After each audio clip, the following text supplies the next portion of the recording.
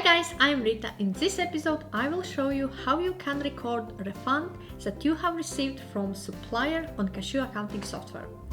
To record a refund that you have received from Supplier, you need to go to section Transactions. Here, click on button Add, click on Expense Refund.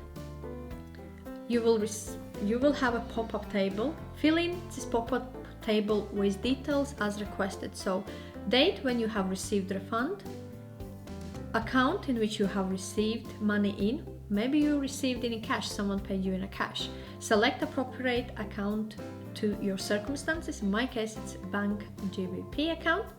Select supplier who paid you money back or refunded money back.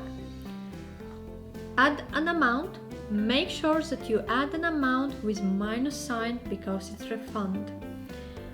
Select expense category where original supplier invoice was recorded. So in my case, it was under rent expense. You can add a note. For example, I have deposit refund, but maybe you have refund due to damaged goods or etc. Add those details there. Also, you can attach file. For example, if you have received credit note or any other support documents to support this refund made into your account. So once we have filled in all details, click on Post. Okay, transaction have been posted. So when we go to our contacts, let's search by our rent. Rent refund have been recorded here.